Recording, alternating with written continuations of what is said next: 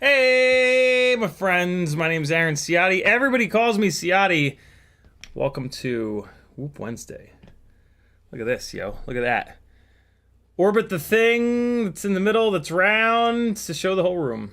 I wish there was a little bit less up tilt, but it's already down at like 5 degrees or so. Can't really go much lower on the up tilt before the ducts come into view. But yeah, that was the wedding that I shot on Friday before I went to Denver on Saturday, Sunday, Monday. Zeta Solo says, just curious, are you a 107 license? I'm not a 107 license, I'm a person, but I do have a Part 107 license. Zeta says, I'm thinking of getting it. Don't let not having a Part 107 stop you from doing stuff. Get gigs, and like if they ask for it, then go get it. But don't not take a gig because you don't have your Part 107. I've been doing gigs for 3.5 years, and I've been asked for it once.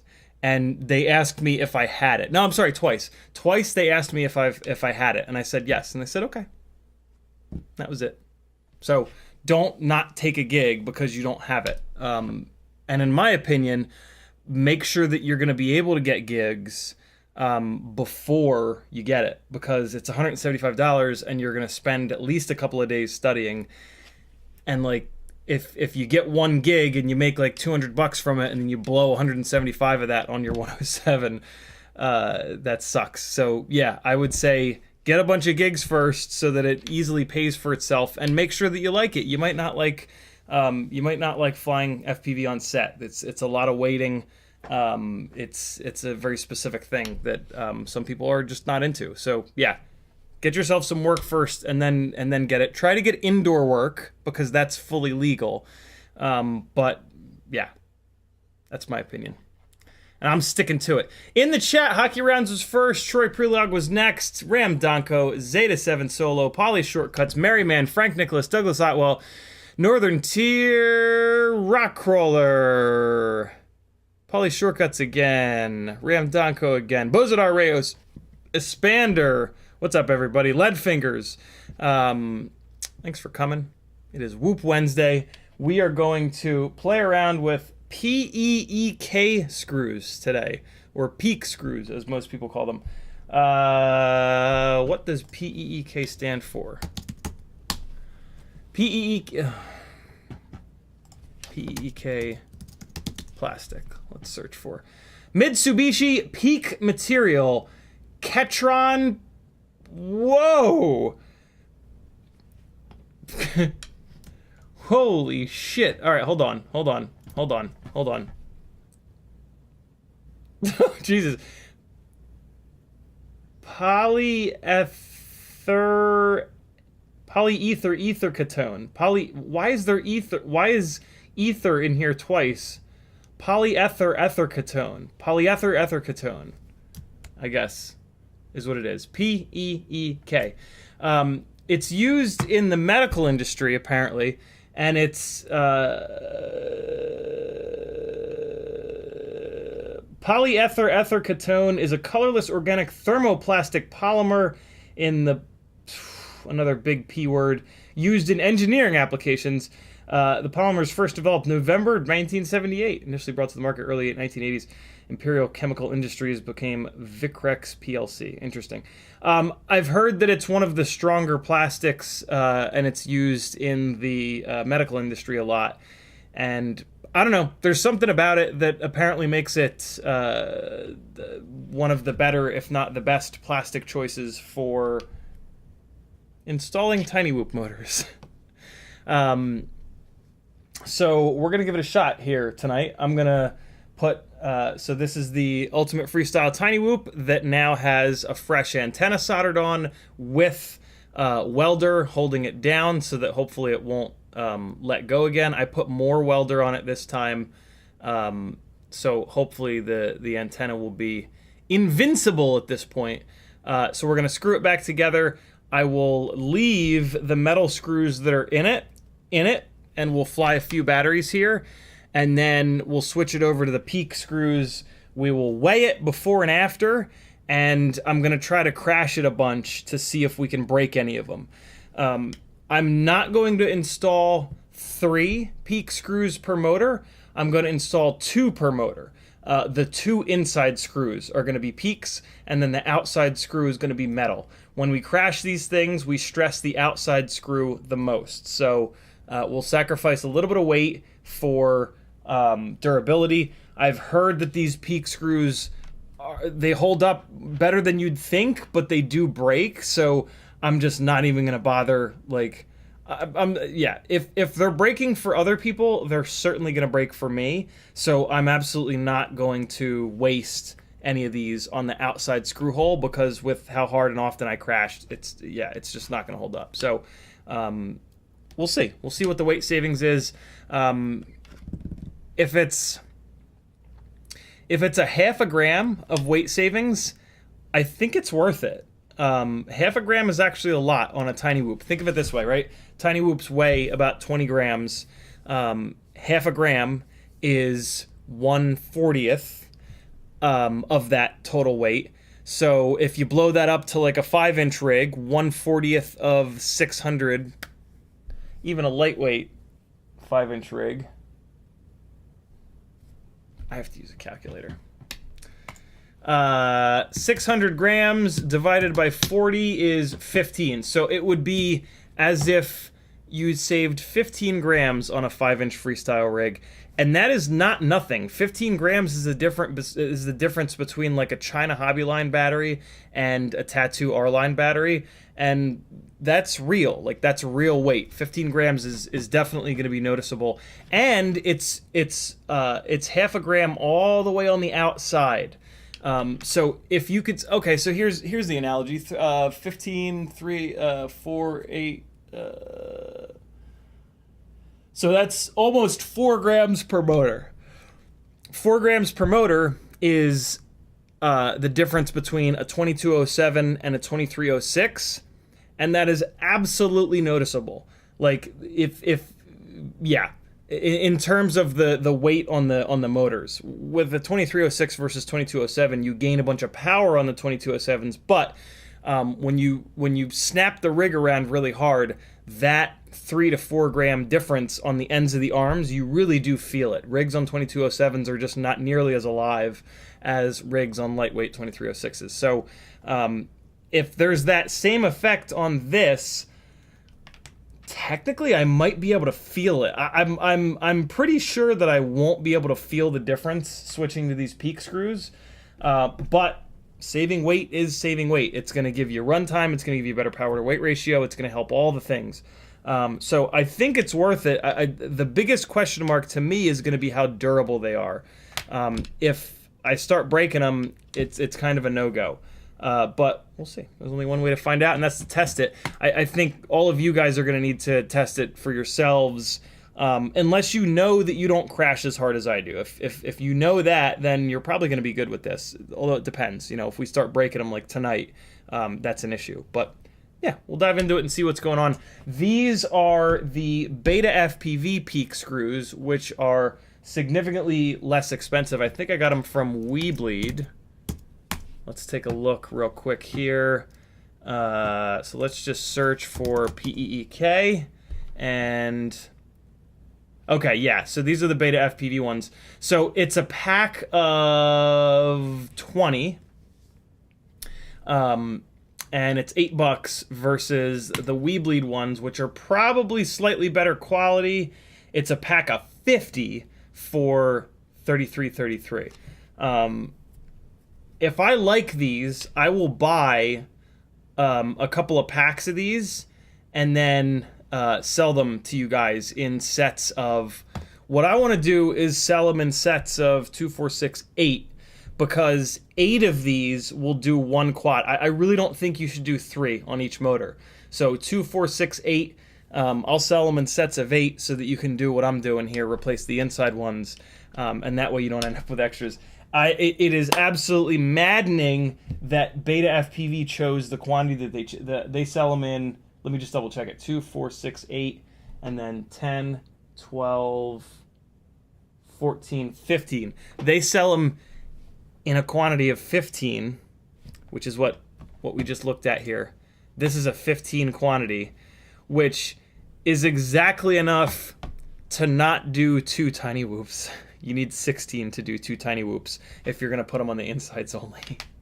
So I have one too few, which is very frustrating. But I have a feeling we're going to break them anyway, so it's fine. And I have a feeling that I might like them, and then I'll get that big bag from We Bleed FPV, and yeah, we'll be able to split them up amongst us. So that's kind of what's going on tonight. Are there 2 different...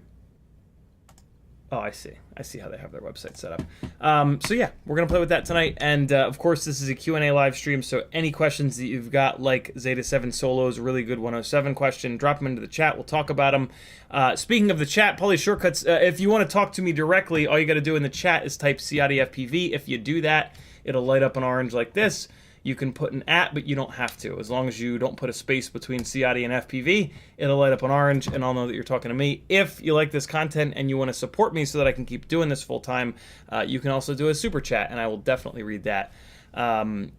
Even better than super chats, though, you head on over to CiottiFPV.com, and you either join my Patreon or you just do a direct PayPal.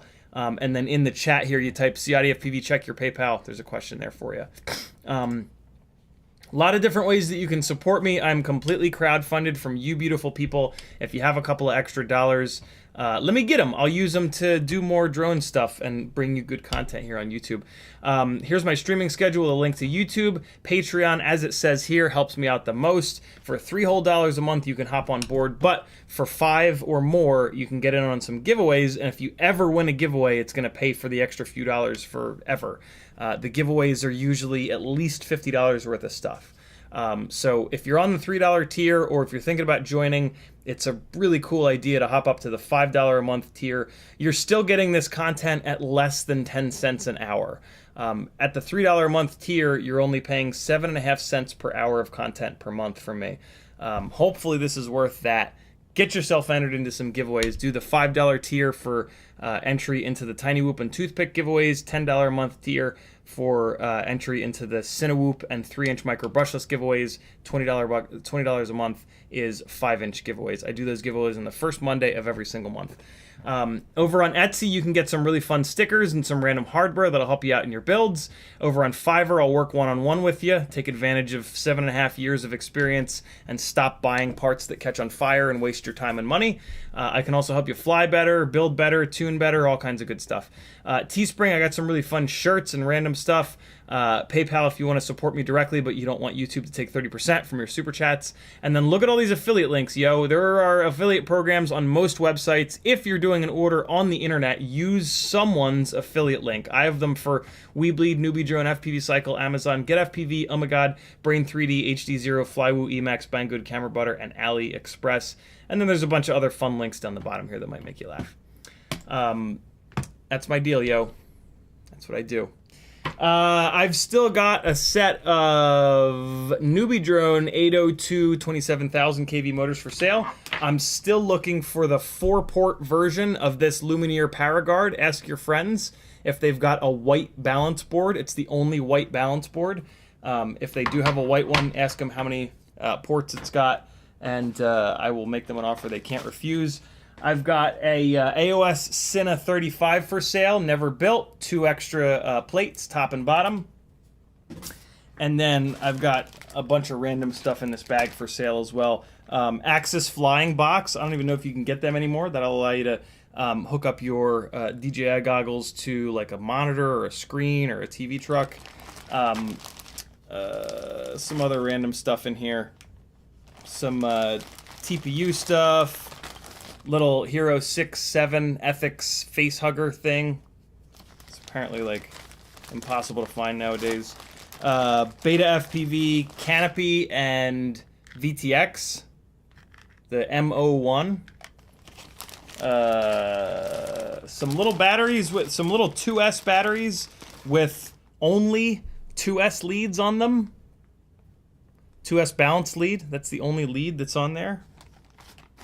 Could be a little backup battery for something, I guess. Cetuses, a couple of Cetus AIOs and frames. Cinesplorer TPU Hero mounts. Some more random stuff in here. Hit me up if you need something. I might have it. All right, friends. I just heard the noise. What did the noise mean? Quad City Bay Area with a $2 super chat. Thank you so much, homie. He says, I'm done with Betafpv AIOs. Can't connect to PC/Betaflight. Yeah, I've not been impressed over the years with Betafpv AIOs.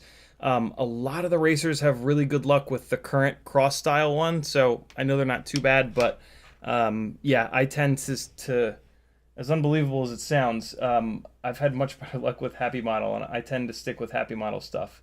But everyone's mileage tends to vary. All right, let me get caught up on chat here. Pauly Shortcuts tagged me and said, what do you think of that Acro Bee 03 HD Whoop? It's super interesting. Let me show you guys what Pauly is talking about here. So this is the newest and hottest from Newbie Drone. It is another one of these absolutely mega small O3 carrying tiny whoops. It's in the cockroach frame. Well, so first and foremost, this is a 75 millimeter motor, 1.6 inch prop version of, an O3 air unit carrying quad. Both of the other ones that are out there, Betafpv makes the one, I forget who makes the other one, both are 85 millimeter frames with 2-inch propellers. So immediately this one sets itself apart. It's going to be smaller, it's going to be quieter. What are they doing about batteries here? It's got an XT30. Okay, so, oh, and it's got those 804 motors that they made a while ago. 804 is a motor size where the stator width is only half of what the stator height is. And basically what that means is those motors are going to run hot. What do they have up front here? Is that a little mini Crossfire?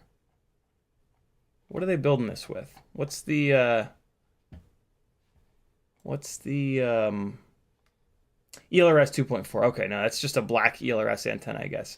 Yeah, I mean, it's interesting. I'm very suspicious of these motors. I would definitely take their propellers off of it, and I would put on the GemFan 1608 tri-blades or quad blades. So that's really the first thing that I would do, is pull these ASI props off of it and put some GemFan propellers. Kind of wild that it's on an XT30. What are they doing about battery? Do they have any images of it with a battery on it? I mean, there's a couple videos already. Let's take a quick look here. You gonna flip it over or just only the top? We're only looking at the top here. Okay, well, that's pretty worthless. Wow. Okay. Let's try a different video here. Come on. Hey, there we go. It looked like there was a 3D printed piece on the bottom that kind of folds down, but what I want to know is, here we go. The battery.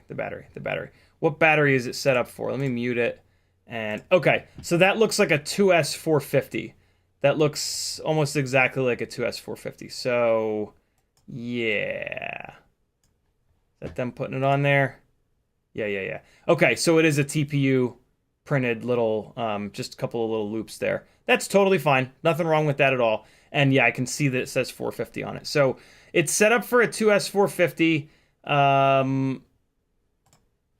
Let's take a really quick look at the flight video. Yeah, doesn't look like there's any jello. You're not going to get the same, in my opinion, you're not going to get the same video quality out of this as you will a proper tiny trainer with an Insta360 Go 2. But the O3 air unit's pretty good. I mean, you can see here, like, it's pretty oversaturated. I don't know. I'm never really all that impressed with DJI's cameras. I'm not super impressed with Insta360's cameras either, but I do think that the Insta360 Go 2 is going to be a little bit better. If nothing else, the Insta360 Go 2 is going to give you it's going to let you do horizon lock and stabilization very, very easily through their application, and you can even do it directly on your phone. That's something that you're not going to ever really get, I doubt, from DJI O3 air unit. You're always going to have to use gyro flow, and that's just like a whole other layer of annoyance, if I'm really honest. Whoever's flying this is ripping really nice through this warehouse here. I'm sure that this rig weighs pretty much what a tiny lifter weighs, and this flying that's being done is really accurate. So hats off to whoever's flying this. And yeah, I mean, the I'm just gonna. I think the main comparison for this thing is to the Tiny Lifter, so I'm just gonna keep comparing it to that. Same frame, different motors, obviously. On our Tiny Lifters, you know, we're doing like 1102s, 1002s. So an 804 is actually going to be a motor that makes more power than a 1002 or an 1102, but it's going to get much hotter. So I think I would kind of rather have a 1002. But I don't know, maybe the 804, maybe it's completely fine. I have no idea. Let's take a look at, so they say less than 100 grams right here. F7 processor, no way. Okay, so that's a new AIO from Newbie Drone, I think. That's pretty cool. Trying to find out more about it. So you can see the AIO here. There's nothing like, so if it's an F7 processor on this AIO, I don't think it's going to have a receiver built in. I could totally be wrong, but I don't know where they would put it. I would love to see it torn down. All right, so here's an interesting comparison. I assume that they're going to be comparing it to the Betafpv version. So Betafpv is on an 85mm frame versus 75 built-in ELRS over here. Express ELRS 3.0 diversity 9. This almost makes it sound like it's got an external, which would make a lot of sense, an external ELRS receiver. I can't confirm that, but 0804 12,000 kV. That I would rather these be like 14,000 kV, but you can always put a quad blade propeller on. Here we go, 71.5 grams without the battery. So let's weigh a Tiny Lifter with the Insta360 Go on it, and we can get a nice little head-to-head. Hold on. I think that's about the same. I believe that the Tiny Lifter might be a few grams lighter than that, but I think we're in the same ballpark here. So just the Tiny Lifter itself is 35 right on the nose, and then then it's going to be plus 26. So, oh yeah, we're significantly lighter, 61.0 grams. So 61 grams for better image quality, in my opinion, and much better software support available directly on your phone or on the computer as well. So, but, huge but, this is analog, and you can't see where the hell you're going. Whereas that's going to give you a full... It's not 4K in the goggles, but yeah, you're going to be able to see where you're going with it. Also, the Insta360 Go 2 is vaporware at this point. You can't get them.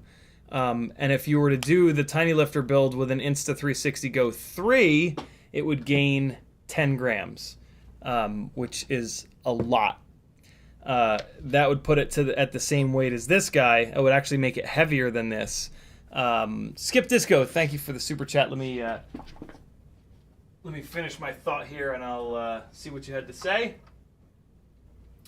So yeah, super interesting. I mean, if you've got the goggles too, and you don't have analog, this thing is a no-brainer, and it'll get you really good quality footage from something infinitely small. So nothing wrong with that. Personally, I'm going to stick with the... I'll say this as well. That is more compact. It doesn't have the camera as high, so the flight characteristics of this thing are probably going to be a little bit better, even though it's a little bit heavier, just because the center of gravity is more kind of slammed in the middle. So there's that. Let's keep taking a look at the full specs real quick here. It's a 12 amp ESC. That's awesome. Flight controller size, flight controller holes, battery input. Oh. You know what? The ELRS is built in to the AIO, but there's no VTX built into the AIO. because the VTX is the O3 air unit. So that's what it is. I was going to say, basically, I was assuming that there wasn't ELRS built in to the AIO because how the hell would they fit it? But yeah, they fit it because they took the VTX out. So that's awesome. Yeah, ELRS on board. Ooh. That actually makes this AIO a really good choice for a walk snail build, come to think of it. ELRS on board, newbie drone made in the US, quality and or customer service. Yeah, I'm gonna snag one of these AIOs when I can, and they even have it called out here, B-Brain BLV4 HD F7. So they're not selling it individually yet, $100. So yeah, this would be a great AIO for little tiny walk snail builds. Here's what I really have to say about this thing. Do a walk snail build instead. You can do a walk snail tiny whoop with this AIO that's going to give you not 4K quality, but damn good quality. Is it 2.7? No, it's just 1080. What is it? What is the...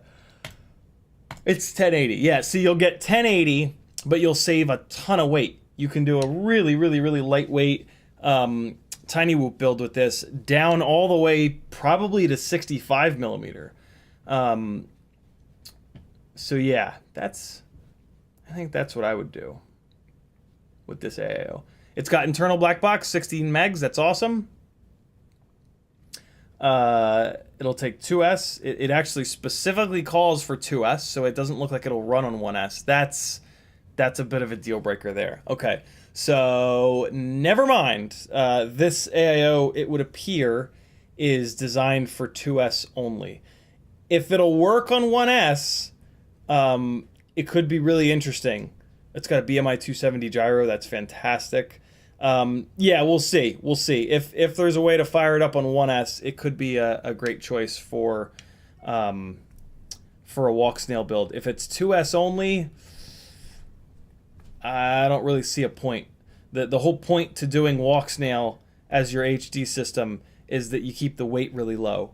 Going to 2S throws that out the window because your battery weight literally doubles, right? A 300 mAh, like, you're not going to find a battery that's below 300 mAh, so, and you're going to have to basically run 2 of those pouches, so, yeah. Interesting. Cool product, though. Great that we have another AIO, and I'm sure it's really good. I'm sure at some point, if I get goggles too, I will take a look at. I'll probably do my own version of this build, right? I'll probably not buy the bind and fly here, but yeah, I like their. I think I like their mounting system here better. It kind of depends, though. I mean, it really just needs to be crashed a bunch. I know that the Betafpv O3 air unit mounting setup, it's notorious for like opening up and letting the VTX damn near fall out, and that's like a super deal breaker for me. This particular cage here, unless it breaks, the VTX is not going anywhere. See how it's completely enclosed with their little Hive logo on top here? So yeah, I think this is a better system for mounting the O3 air unit and the camera here. I could totally be wrong. It requires smashing and bashing to really figure that out. But yeah, awesome that we've got something available stateside from Newbie Drone. $399 is a lot of money, but $260 of that is the air unit and camera. So of course it's going to be expensive. Those are my thoughts, my friends. Rock Crawler says, "Howdy, CiottiFPV and Gangly Gang." Hold on, let me actually let me add this to the stream title, actually, because we just talked about this for 20 minutes. Where's the button to edit the fucking thing? There it is. Are peak screws worth it? dash NBD AcroBee75 HD03 BNF thoughts. There we go. Cool. Great question, Paulie. Thank you for asking that. Rockcrawler says, howdy, CiottiFPV and Gangly Gang. Alec Dvornik says, hi. Paulie Shortcut says, is that E6000 or B7000 for the antenna? I didn't even know there was such a thing as B7000. This is E6000. It's actually, if you want to be super technical about it, it's Welder, which from what I've heard is just some name brand for E6000. But what the hell's B7000? Is it more goopy? Is it less goopy? Does it dry harder? Does it dry more gummy? Tell us. Stevie says, did you discuss thin air Monday? I may have missed it, but thinking pilots at altitude like here in Denver might be interested as well. Enjoy. I did. Yeah, I mentioned how I think I could tell a difference between Denver and Salt Lake City, and it was even worse. Denver is another 1,000 feet up versus Salt Lake City. There was a point where I was pretty much like 80+% throttle, like knocking on the door of full throttle, flying into the wind. The wind was pretty serious. I mean, the flag was straight out. And so, yeah, it was a struggle for sure. But the way that the racetrack was laid out, I was able to come back and do battery changes after every single lap because I was only following them for like half the course. And it ended up working out perfect. So I got, yeah, I made it happen, and it went really well. But my God, yeah, thin air is quite the thing. You know, you hear people talk about it, and you're like, how bad could it be? It's a thing, dude. My hover point here in Atlanta at about 1,000 feet above sea level is, I don't know, the normal hover point, 35% throttle, maybe 40% throttle. I went to take off on the very first battery there, and it just sat on the table. I was like, oh, right. I needed like 55, 60% throttle just to get the damn thing up in the air. So yeah, it's a thing, and there are no benefits to the thin air. It's all negatives. So if you're going to be going on vacation somewhere that's at elevation and you're not at elevation, make sure that you set it up to have more power than you want it to when you fly it at home, because then you're going to get there and it's going to have the same amount of power as when you're at home. So more pitchy prop, bigger motor, higher KV. You know, this is one of the reasons why motor limiting in the PID tab is a huge deal. If you spec your rig out so that you leave your motor limiting at sea level at 1,000 feet to 90%, if you go to a place that's higher elevation, you can just crank your motor limiting up and nothing's going to change. You're going to add more RPM, and that's going to make the PID loop more active. Well, that's what we want, because of the thin air is going to make all of that stuff have less thrust and less power and less all the things. So, yeah, motor limiting, as always, for the win. I just wish there were more motors that are slightly higher KV than what we need, so that we could have motor limiting on everything. Northern Tier says, didn't tag me, but I just happened to see it. Is this the same as Reny hardware? Very similar, just not quite. Reny is reinforced nylon, and apparently it's not quite as good as Peak. It's a little bit less expensive than PEEK, but you know, these aren't really all that expensive, so kind of is what it is. We Bleed FPV is in the house, dropping the link. Thank you, brother. He says, bookmark this link. Hell yeah, that's an affiliate link for me. Thank you, dude. We Bleed says, are Peak screws worth it? Yes, yes, yes. I'll be the judge of that. Mo FPV says, what other services do you offer on Fiverr? You know, emotional support. I could be your emotional support donkey. PD Puff FPV says, what do you think of the newbie drone DJI-03 Biden Fly? So we just talked about that. FP Avery's in the house. What's up, homie? Hopefully you're still here. He says, is the HappyModel 1S F4 AIO any good? The one with the built-in VTX. Betafpv keeps filling on me. Absolutely, man. That is the only AIO that I recommend. All of my recommendations are over on fpvknowitall.com. I've done tons of work with Joshua on a bunch of parts of this website, mainly the Tiny Whoop page, the Cinewhoop page, and the Sub 250 page. But I've also helped out with the majority of the rest of these. So if we go into the Tiny Whoop page, you'll see that, and I did really kind of all of this. Some of the text is not mine, but most of it is.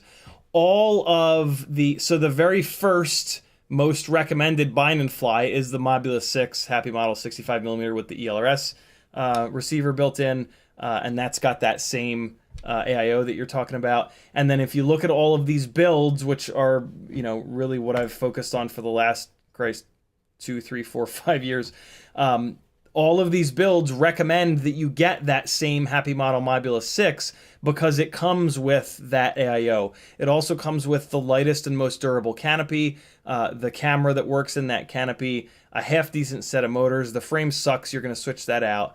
But yeah, the reason why all of these builds start with this HappyModel Modulus 6 is that it's got that AIO in it. This is the race build here. And the racers prefer the Betafpv AIO because it doesn't have a VTX on it. They run the TBS, most of them run the TBS Unify VTXs because it bleeds over onto other channels less. So that's a very specific thing. If they didn't care about bleed over, like us freestyle pilots do, they would not be running this AIO. I can pretty much guarantee it. So yeah, that's the one that you want. Regular old HappyModel, full size, F4 ELRS built-in AIO. That's the lightest, best performing, most durable AIO that there is. And yeah, it's insane that it's from HappyModel, but hey.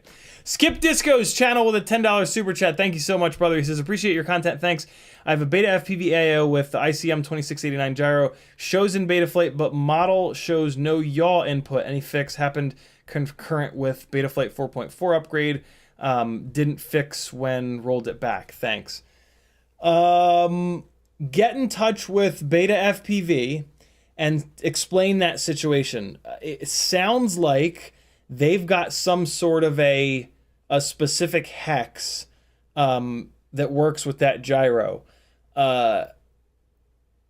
Very strange. So it sounds like it didn't happen after a crash or anything like that. So it's pretty unlikely that like the gyro is physically shit the bed.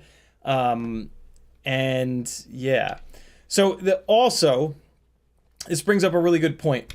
For the most part, like at this point, like let's all stop upgrading our stuff. Betaflight 4.2 was so good that if you have 4.2 or 4.3 installed, my recommendation, and Joshua's as well, is just to leave it and just fly it and tune it as it is.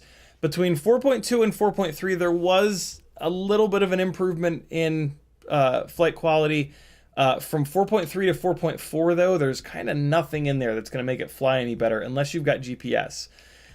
So let's, like, especially if a new version of Betaflight comes out that doesn't have some drastic thing that specifically applies to that rig, just stop updating, because stuff like this happens and then you waste 10, 15, 20 hours trying to figure it out, or you can't figure it out because there's some insane thing that kind of happens.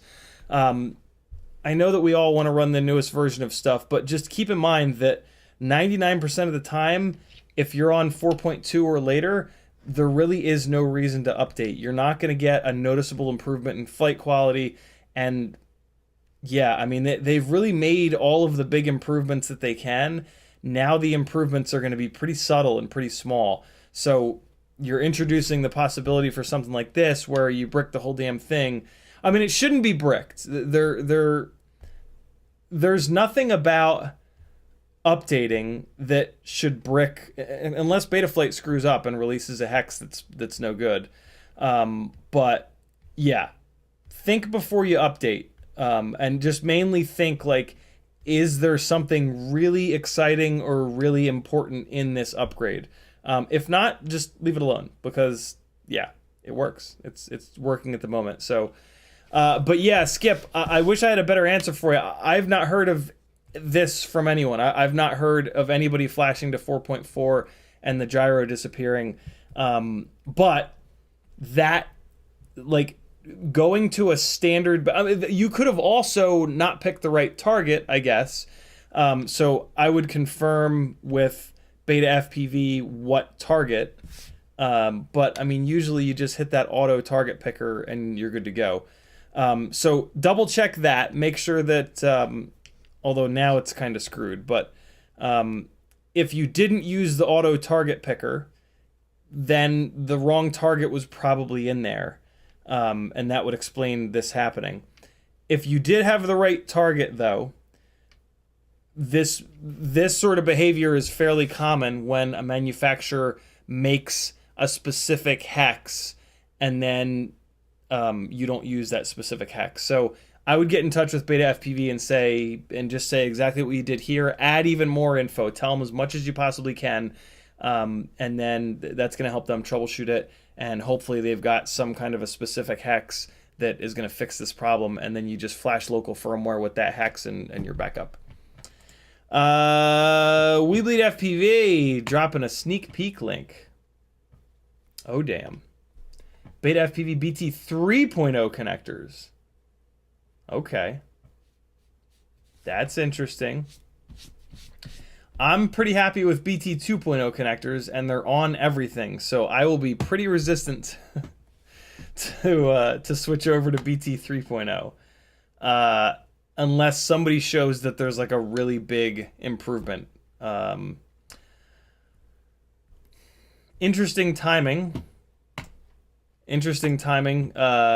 GNB just came out with their BT 2.0 compatible plug. Hopefully this BT 3.0 plug does have an actual performance benefit. It's not just them coming out with another plug as a stick in the eye to GNB. So we'll see. We Bleed FPV says it's for 2S. Okay, that's interesting. We've got XT30 for 2S. So unless the BT 3.0 is significantly lighter than the XT30, I don't know about that. We'll see, though. We'll see.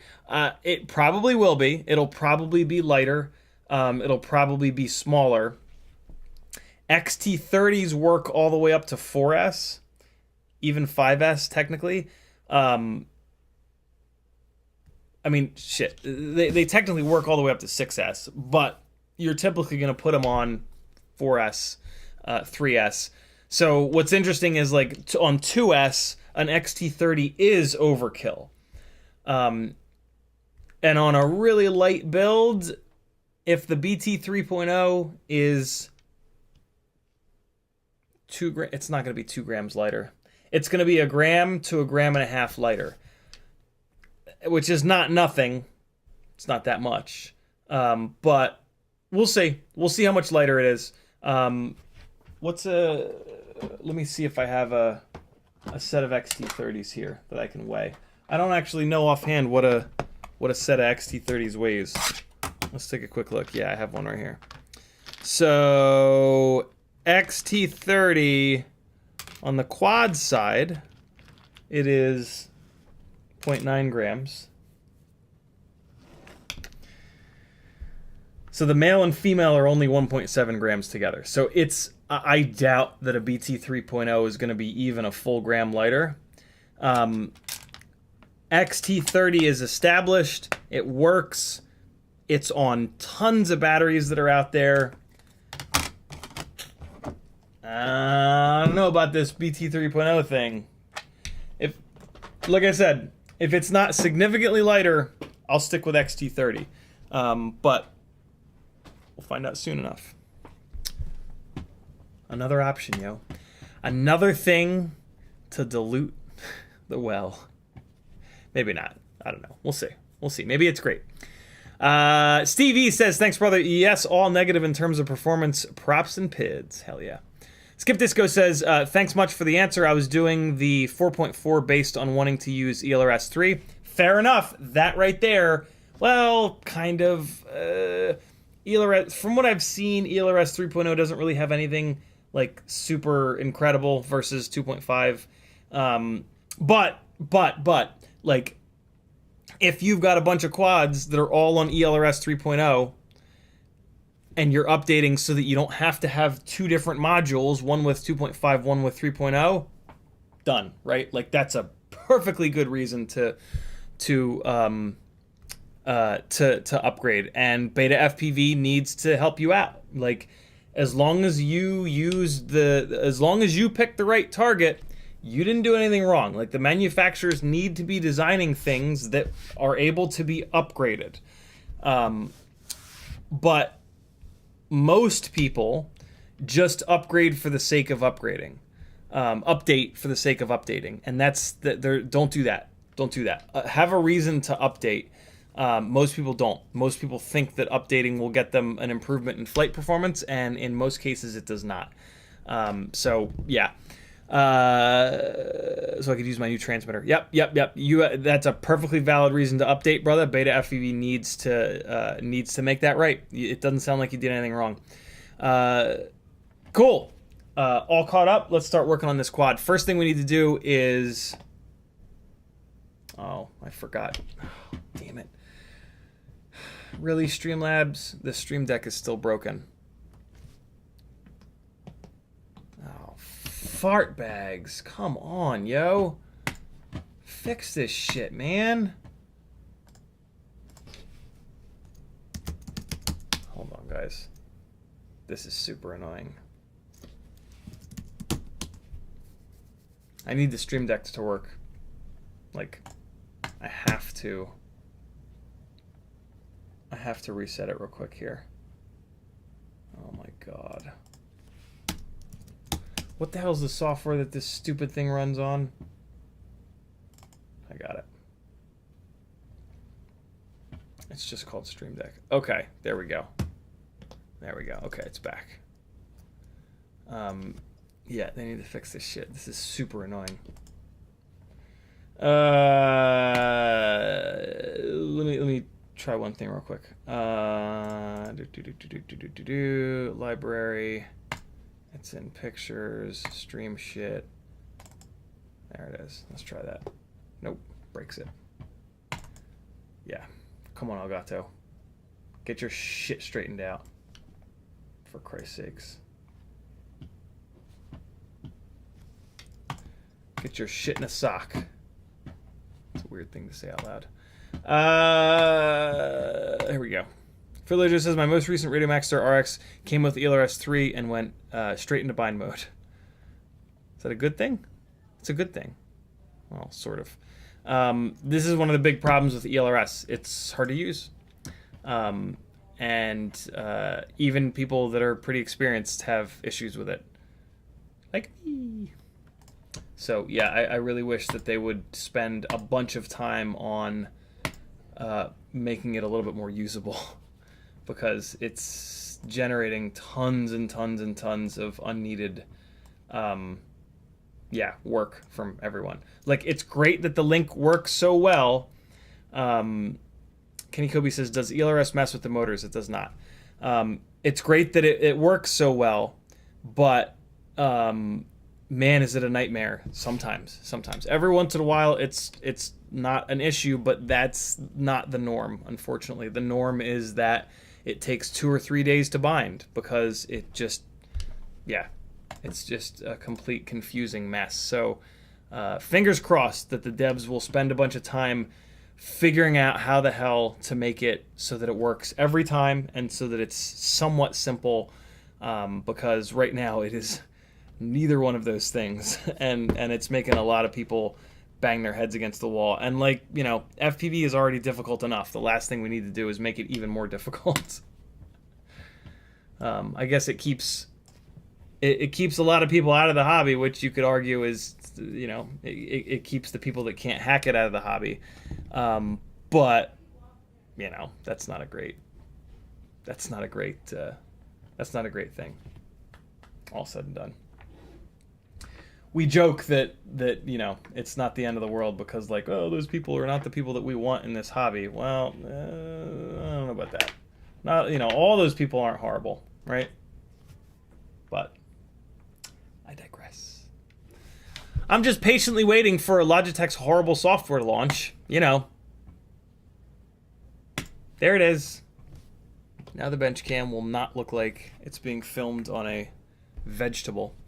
All right, so here we go, friends. Let's get the canopy screwed on here. We're going to fly a couple of batteries on this, and then we're going to move it over to the peak screws. These are the Betafpv, less expensive peak screws.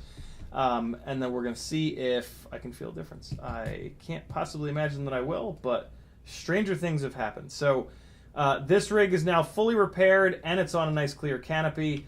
Antenna was the most recent repair, and so that's now good to go. All we need to do is screw this canopy down. It looks like one of these screws has disappeared. Nope, it's on the desk right in front of me. So that is terrific. These clear canopies are, they fit a little bit tight initially, but they do like eventually kind of work in. So you might have to like push the canopy over like this to get the screw holes to line up. Don't worry about it. You'll be all right. And we got this guy here. So tonight is going to be the first time that little Teddy, the puppy dog, gets to experience tiny whoops railing around upstairs. I can hear people walking around, so that means Teddy is probably out of his cage. So I'm going to have to be a little careful upstairs because I don't want to terrify him like apparently I did with Duke. I also don't want him to eat the damn thing. Like, he's very mouthy and very chewy right now. And so, yeah, there's a good chance that he'll just eat the damn thing.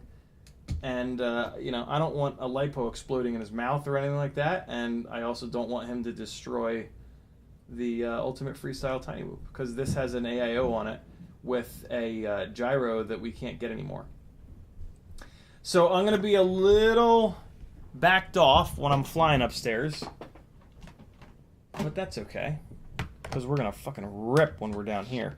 Let me get a weight on this thing with the metal screws for you guys. While I'm waiting for that, I'm going to set up a couple more gates here. Right now I'm setting up the GemFan Ultimate Power Loop gate, and now I'm going to come over here and set up the We Bleed FPV beautiful LED lit secondary kind of power loop gate. Where's the thing for this? There's a wire. What on earth? Dog is upstairs going ham, friends.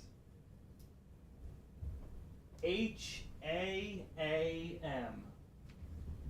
Okay, so I got this set here. I'm trying to figure out how I can also link in the round We Bleed FPV gate that they sent me. I feel like I should be able to wire it in line with this other gate. Maybe if I put it on top? No. Hold on, I'm coming back. Don't you worry. Hold on. Can I put it on the side here? What if I put it here? Oh, this is it. This is it. I got it. All right, this will be cool. It's just going to be like lean, but it'll be all right. Okay, so if I hook this up to this, will it just power it? Oh, it will. Oh, even better, friends. Hold on. Zotex sent me a little extension cord, and I wonder if, all right, let's see. So if I put this over here, and then I run this extension cord up, I might be able to hang this from the ceiling. You know, this could be really cool. Hold on, guys, hold on. This will be worth it, I swear. I swear this will be worth it. Hold on.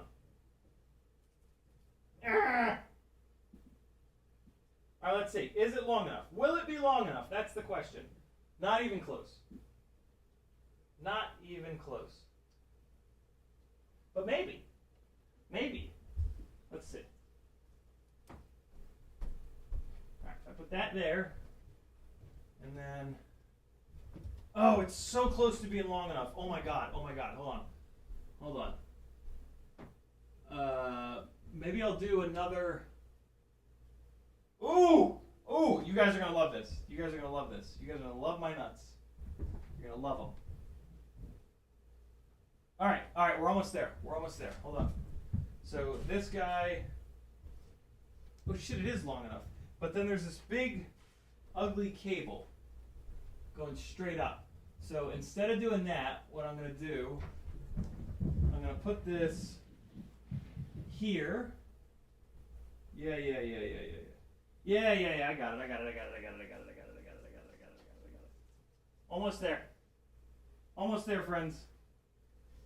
We're going to put this gate here, and then it's going to be great. This is going to be great. Yep. Put this right here, and I'm just going to open these. Oh, I have to retie this. Oh, come on now.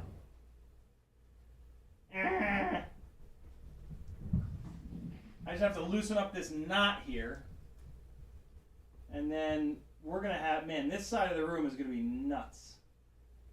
This is going to be really good. Just opening up this knot and retying it. Come on. Come on. Go. Come on, fingers, work. Work better than this. Blame my fingers, friends. There we go. Okay, perfect. So now I'm going to take this and I'm going to push the ceiling tiles up, tuck these little things in, and we've got a full LED gate hanging from the ceiling. Yeah! Wait till you guys see this. You'll be like, oh yeah, that was definitely worth it. Or maybe not. But, ooh, that's cool. Yeah, buddy.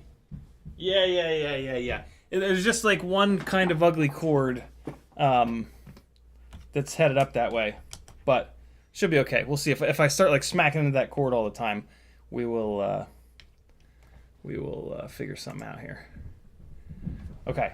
So, this rig that we're about to fly is 19.2 grams with full metal hardware.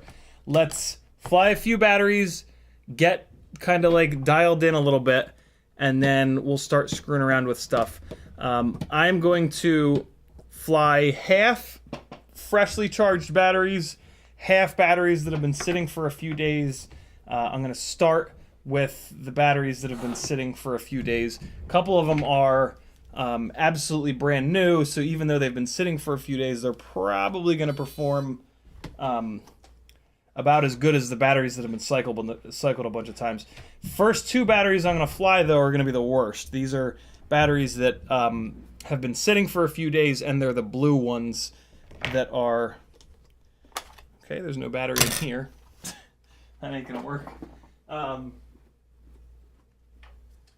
The reason that there's no battery in the transmitter is because if you leave your battery in your transmitter and you fly, TSA will pull your bag because inside of your transmitter will look like a bomb.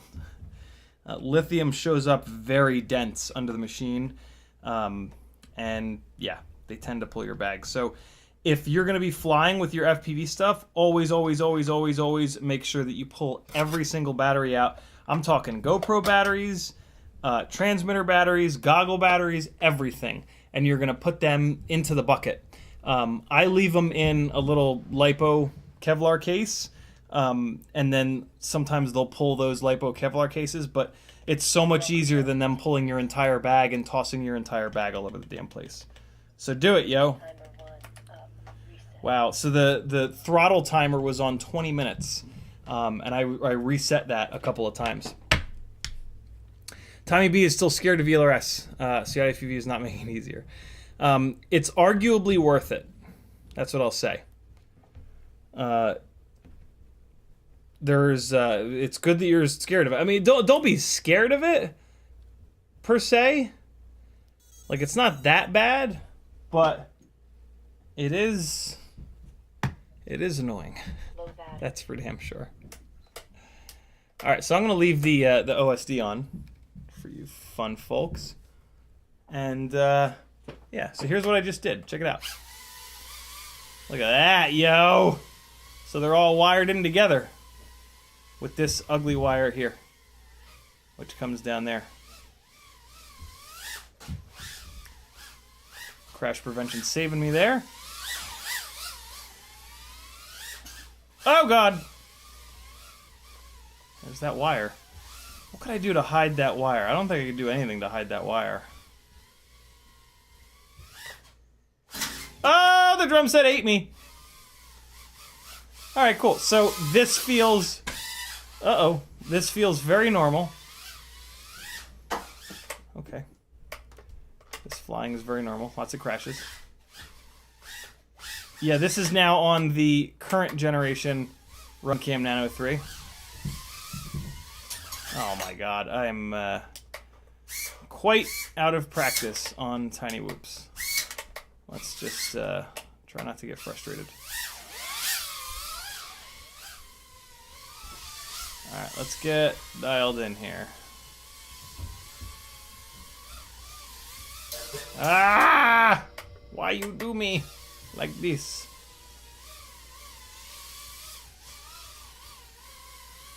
Alright, come on now. Just relax. Get it going. Get something going. There we go. Almost. Wow, it went out into the hallway. 30 seconds.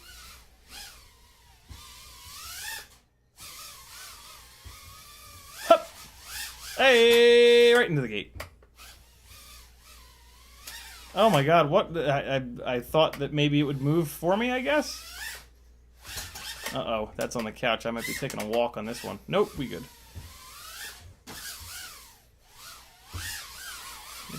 Doing jello-y things right now. Hold on. Ah! There we go. Nope. Uh-oh. Yes. Oh my God, what is happening? Come on, yo. Almost. We're getting there. We're getting warmed back up. And I'll call your attention to the link quality. It's maxed, which means that the antenna fix that I did worked. There we go. Now we're starting to get a little bit warmed up here. 3.48. Let's bring it on back. All right. Quick battery change.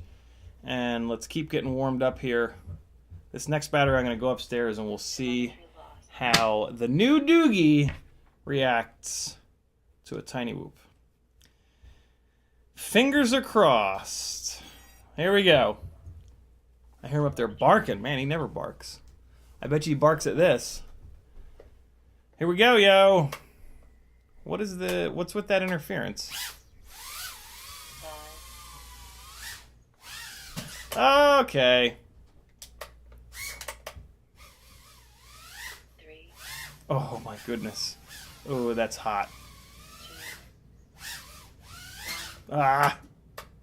I couldn't decide if I was going to go through the bottom or the top. Oh!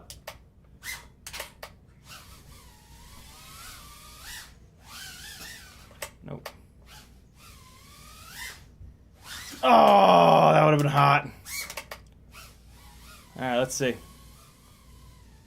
Let's see what Doggy has to say. All right, where is he? Hello? Where is he? There he is. I see him down there. Oh, he's confused. That's a look of confusion. Oh, he's confused. Oh, he's coming to eat it.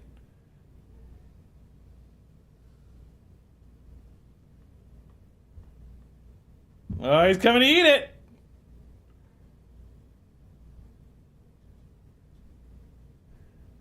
he's interested. He's not afraid of it, that's for sure.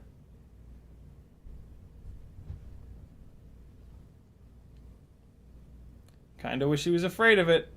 He scares me. Scary, scary. I'm not gonna push my luck. That's a nice little first introduction. It didn't try to eat him. It didn't pinch him. It just said hi. Oh, my leg. and then it went away. It said hi and then it went away. Oh, okay. Now we're starting to get back into this. Oh, oh, oh, get me out of there. Oh. Uh-oh. Get out of there.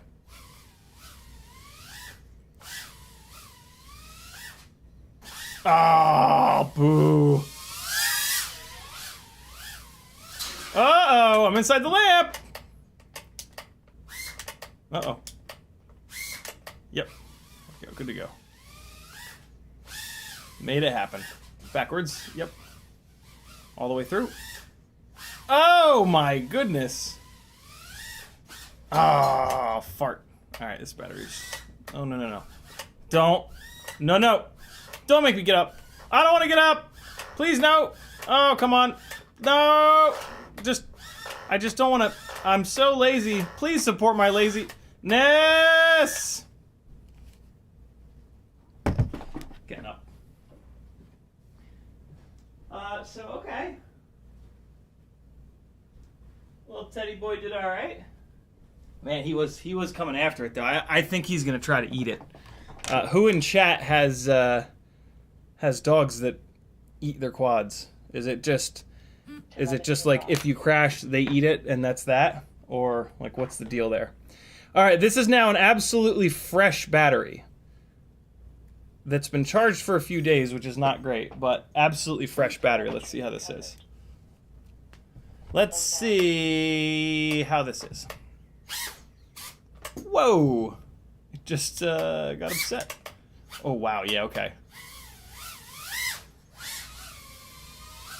Fresh batteries are really something else. Oh, my goodness. Look at the fucking explosion of thrust.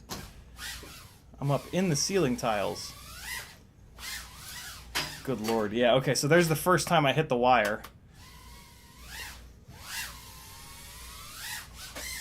What? How did that hit? There's no way I hit that. Fucking netcode, yo. For sure. Netcode 100% confirmed. Where the fuck am I? How did I get back over there? Oh my goodness. Ah! Uh-oh. Not a good sign. This is not an area that I'm typically able to get out of. Oh! I got out of there! Dong, dong! Playing drums! Yeah! Oh, I missed it. Oh, I missed it again. Oh, I'm stuck up under the desk. That's a new one. Yeah, there we go. We're getting them all. Oh, wow. Okay. Yeah. Oh, man. Yeah, fresh batteries are crack. Fresh batteries are the crack. The crackle kind. It almost feels like the hover point might not be quite right. Let me check it.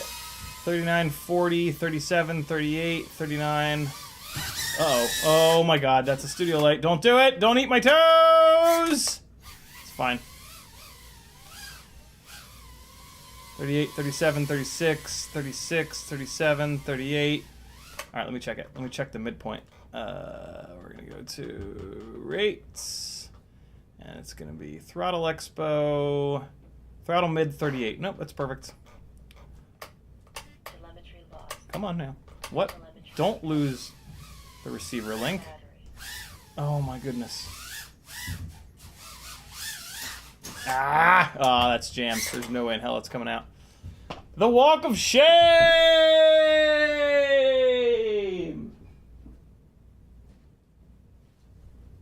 Oh yeah. Oh yeah, that wasn't coming out of there.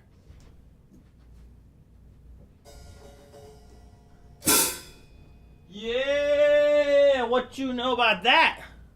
All right, here we go. Getting used to it, getting used to it, getting used to it. Ooh! Oh, that fucking chair got me.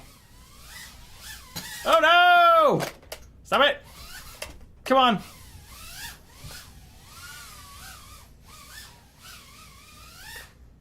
Oh!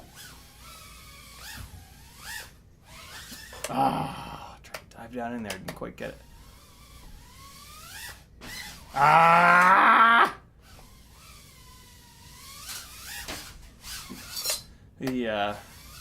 I think I'm getting a little bit of jello at a specific RPM, just from the propellers. If you get jammed under here like this, a lot of times if you do that little move, it'll like leverage itself back out. This battery's dead. Stop it! No! Wait, hold on. There we go. Okay. Okay, so I've got 1, 2, 3, 4, 5, 6, 7, 8, 9 batteries charged. Let's do one more on the metal screws, and then we'll swap it over, and hopefully I'll be able to tell the difference. I'm going to use one of the freshly charged batteries, but it's a red Sharpie battery, which are the oldest. So this is freshly charged, but it's been cycled a whole bunch of times. Freelo just says they just bark at it until I stop. 65 millimeters too. Okay, fair enough. Another huge shout out to We Bleed FPV for these incredible LED gates. They've had this cube gate set up for a while, but this big old round one is brand new, and you can link them together so that they do the same thing. That's why I have this cable here. Or you can just get another one of the power supplies that I have hidden back behind here, and you can power it individually. At some point, I'll probably... I really need to get some outlets up in the ceiling, up above the ceiling tiles. I know that's, like, illegal, but I'll do it anyway.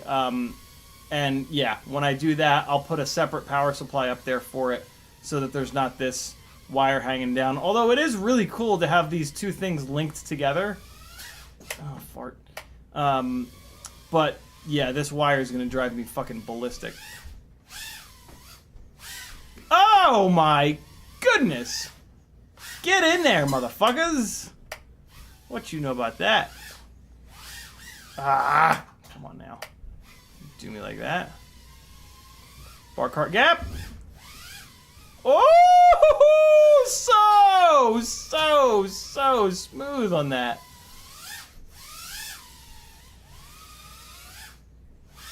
Oh my god! I wasn't planning on that, but I'll take it. Nope. There we go. Get in there. Get yourself in there, little fella. Get up in that drum set. Get some work done. Do some work. I'm doing work. You do work too. Let's do work together, yo. We doing work together. Oh god! Work ended.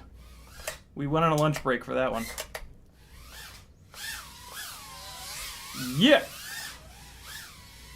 Chickened out. I was going to try to drop down and shoot under the coffee table, but boy, is that difficult. Let's do some low altitude work. What do you say? Oh, this battery's shot. Oh, let me get home without pinballing! Oh, battery's okay. Not too bad. Ooh.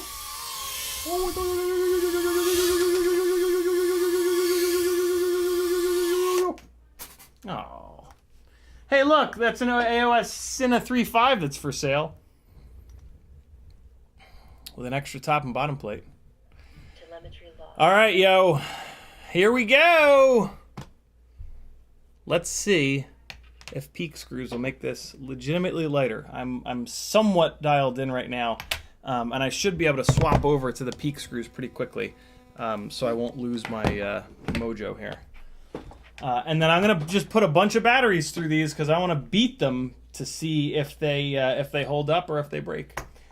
So here are the Betafpv peak screws. I'm going to put 8 of them in, 2 per motor, on the insides of the motors. Let's use this bench cam because I should be able to just kind of do one of these numbers and you guys will really be able to see what I'm up to. So yeah, I'm going to be replacing this and this screw, these two. I'm not going to replace this screw because every time you crash, it pushes the duct in here, and it's going to then push into the propeller sometimes, and that's going to try to remove this. This is the screw that's going to take the most punishment, so I'm going to leave that metal. Let me really quickly weigh this one more time before we do this to get a before and after weight. All right, so right now, full metal screws, we are looking at 19.3 grams. Let me push on the scale to let it resettle. It resettled to 19.3. Let me do it again. 19.3. It's coming up 19.3 over and over and over again. So now let's chase the dragon in terms of weight savings.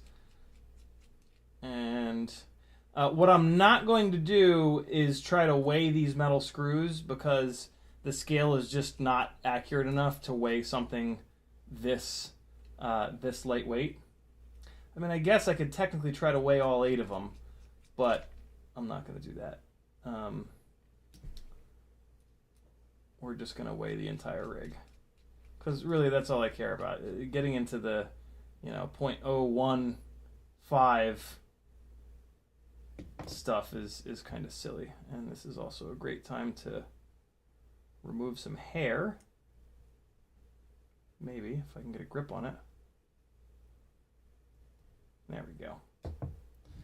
Okay, so continue removing all these inner screws here, and there you go. We Bleed is giving you some prices. Yeah, the LED cube kit is $99. I don't know what the he might not have a price on the circle gate. Man, is it cool looking though? He's got the LEDs run around the inside of the gate. Not the inside. It's on the outside gate, but the LEDs are shooting towards the inside, and it's really, really cool looking. Like it's almost like seamless the way that the LEDs light it up. It's really nice. And look how big it is. It's a nice big gate. Compare that to the GemFan gates over here. Look at the size difference. It's farther away, but it still looks to be bigger. Because it's significantly bigger, and I really dig that. So yeah, huge thumbs up on the sizing of that circle gate for me. And it's also made of that really nice material. I feel like you could rip 3-inch, Christ, even 5-inch rigs through it and probably not completely obliterate it. Here we go, yo. Time to get peaked. That's a thing, I guess. I'm not going to be able to use the magnetism of my screwdriver. That's going to drive me insane. But you can just kind of push them through and they stay really nicely in the frame. This screwdriver seems to work okay too, so that's pretty cool. And don't over tighten these guys. The metal ones you can really crank on, but these you're definitely not going to want to over tighten. I don't know what over tightening really feels like, so I'm just going to take sort of a guess. Apparently with these, what you want to do is mount your motor with metal screws first, and then take the metal screws out and put the plastics in. So I already had these mounted on metals, so I don't have to really do that. But yeah, supposedly that's kind of important to do. Oh, I'm so used to picking these screws up with the magnetic screwdriver that I was just trying to do that with these, obviously unsuccessfully. And all right, cool. But it's nice that they fit like perfectly in this Meteor 65 frame, so that you can just take them in your little fingies and push them through, and then they'll stay in there. That's really nice. All right.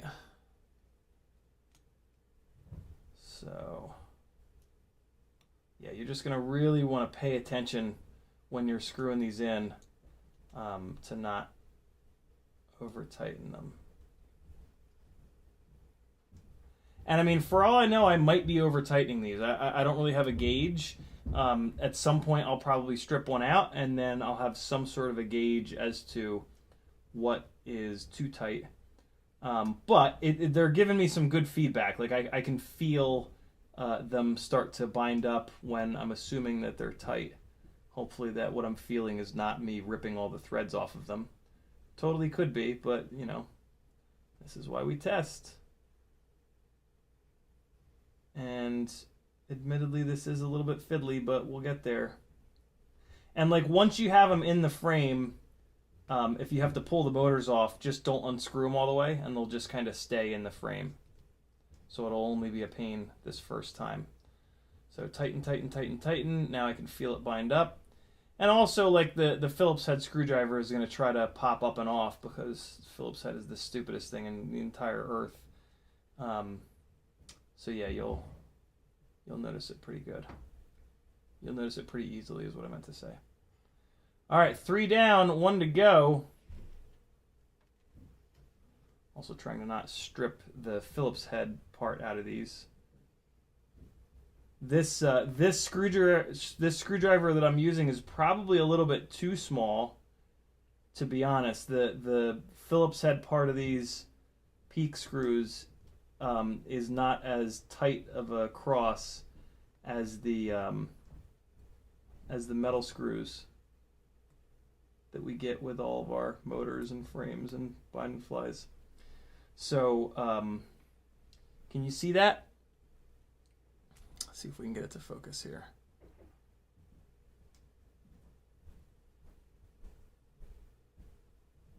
Yeah, so you see the cross pattern in the plastic screws is just bigger than this. And this little screwdriver here, I think it's actually too small. Let me see if I have a slightly bigger, well, I know that I have one, but let me try a slightly bigger headed screwdriver in this, so as not to strip the heads of these screws out. Come on, where's it at? Here it is. All right, so this is one size up, I think. Let me just double check that. Hex, Torx. Yeah, so this is one size up. Let's see how this one fits. Oh yeah, that one fits better. Okay, so yeah, maybe get a maybe go one size up on your screwdriver. Yeah, this one fits perfect. This is what you want. So don't use your tiny little screwdriver. If you have a tiny screwdriver that fits perfectly these metal screws, don't use it. Go one size up. Here's the difference in size to get to something that fits a little bit better. Come on, you bitch, focus. There's not a single thing in frame on focus. That means you need to adjust your focus. You idiot Logitech software. Please? Alright, well, I give up. You win, Logitech. No one will buy your stuff because you've won this round. Good job. Donkeys. Yeah, this one fits a lot better. You can always tell if a screwdriver fits properly or not by how much wiggle, how much rotation you'll get. And if you look at that and then you compare that to this has slightly more rotation here. Kind of wish there was a size in between. This bigger one is the WEHA 261 0x50, pH 0x50, and this smaller one is the 261 pH 00x40. So I bet you they don't have a size in between. I bet you these are the two smaller sizes. We've now got all of those in. Does anybody remember what this thing weighed with the metal screws? I should have taken note, but I didn't. Now, though, it weighs... No way. 19.0. That's, I think that's more than a half a gram weight savings. 19.1? No, it was 19.3 before, wasn't it? Who remembers? It's settling at 19.1. Let me push on the scale and check it again. Yeah, it's settling down to 19.1 every time. I think it was 19.3 before. Yeah, it was. Freelojo confirms. So 0.2 grams when installing. What's that? Can somebody do the math on that? 0.2 of a gram at 19 point whatever grams. Can somebody do the math for what that percentage would be so that we can relate it to a 600 gram rig, and just think about what weight savings that would be on 5-inch? I'm just gonna start flying the damn thing. I'm gonna run a blue battery that's freshly charged, so it's not. AJ SR71 says so. Only 0.2. Is it worth it? 0.2 is not nothing. It's not that much though. If somebody can do the math, that would be amazing. Because well, no, the math is easy. 0.2 of a gram, and it's basically a 20 gram rig. So 0.2, 20. Is that a 1% change? If it's a 1% change, then 0.2 times 100 would be 20, and it sure is. So it's a 1% change. Is that what I said? Yeah, it's a 1% change.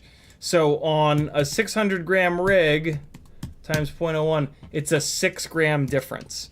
So 6 total gram difference, but it's on the motors.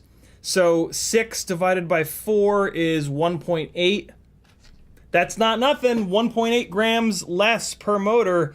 That's the difference of an eco stainless steel motor versus a titanium premium motor. And that is a difference that I can feel on a 5-inch rig. I used to be able to feel on a 5-inch rig. Let's see if there's a noticeable difference here. I assume that there won't be. But being able to feel shit in these rigs is really difficult. Reducing motor weight is the absolute most important spot to reduce weight. Yeah, I can't feel a difference, but I don't think anybody really. I don't know. Like,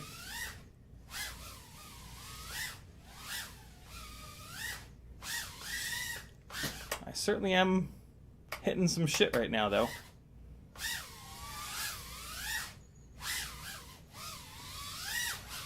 Oh boy, that was a little desync. Yeah, I mean, I can't. If I'm gonna say out loud, oh, I can definitely feel the difference, it's gonna be a night and day. Like, it's gonna be a difference that a trained monkey like me could feel. I mean, it doesn't feel worse. Why would it? But yeah, it's tough. What I'll say is reducing 2 and a bit grams off of a 5-inch motor is a real thing. So this is a real thing. Like this, yeah, weight at the motors is the most important weight to try to shed. Whether you can feel it or not doesn't matter because it's a real thing. It's absolutely a real thing. Black box logs show it. You can tell when a rig has lighter motors. It just makes the PID loop's job. The most important thing that it does is it makes the PID loop's job that much easier, because it's got less weight to move with every single little bit of prop wash. And so, oh shit. Oh boy. Oh my god. What was that? Did I crash inside of a glass maybe? It didn't sound like anything smashed. Ah, I thought I could squeeze in there. That's what she said. Oh, fart. Oh, so close. Oh, that's not going to be recoverable, I don't think. Nope. That's in the corner of doom. Whoa, wait, hold on. I might be able to just throw it out of there. Hold on.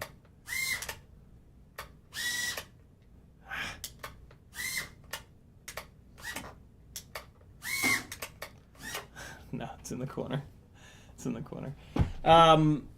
As long as these hold up, as long as these don't break, 6.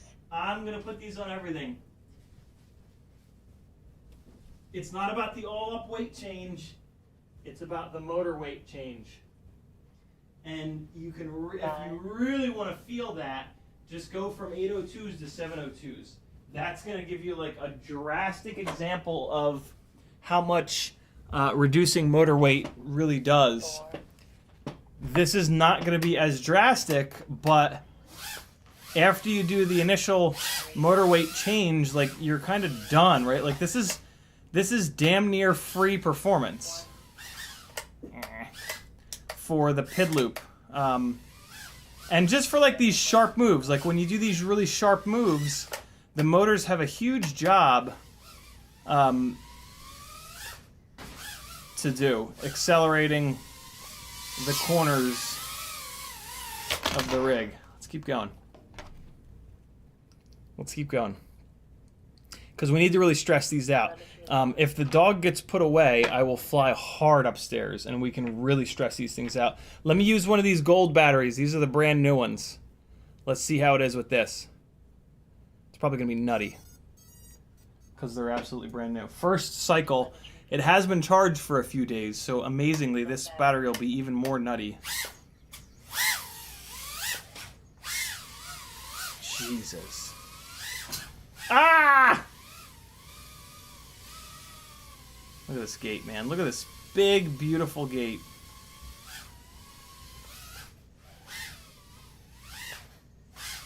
Yeah! Oh, shit, son! That was like a new version of the giant power loop. Let's go upstairs real quick. I really want to get some hard crashes in, so let's see if the dog is still out here.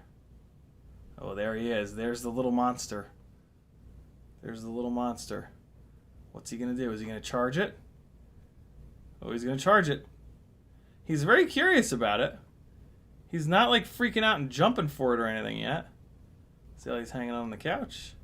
I'm afraid to crash it up here, though. I'm afraid if I crash it, he's going to come after it. Look at him. Look at him. Look at that little dog. Oh, boy. He's just curious. Maybe he's friends with it. Oh, boy. Oh, he's coming to get me. He goes to Azalea for support. Let's just keep it a friendly relationship. We'll just keep visiting.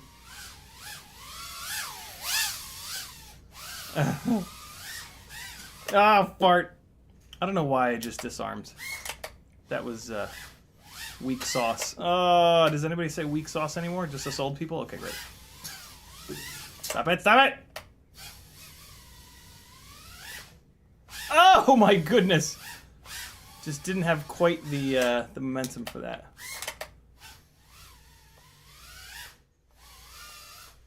Oh, I didn't push it forward quite enough. I thought I was going to be able to just kind of sneak it in there. Oh, same thing. Damn it. Oh, my goodness. Bring yo shit here, and I will power loop it and Maddie flip it.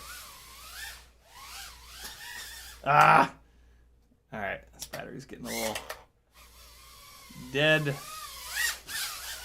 Oh, my God. Stop that! No, no, no! This is good, man. I mean, I want to crash the shit out of these. No! No! Uh-oh, I'm in the corner. These gates are harder to get out of the corner. I think I just did, though. Nope. Nope. Up. Oh, I'm almost out. Hey! All right, let's bring this battery home. Yee. What do you guys think? Mo FPV says, let me see that Barani through the big LED. What's that mean? Barani? Veritas says, hey bud, can you add GPS to the Mobula 6? I doubt it. I wouldn't think that there would be an extra UART for it, but maybe. I don't really know much, if anything. All you really need is an extra UART, so just look it up and see if there's an extra UART on it. If there is, you can put it on there. I don't know how the hell you're gonna mount it. It's like the size of the whole thing.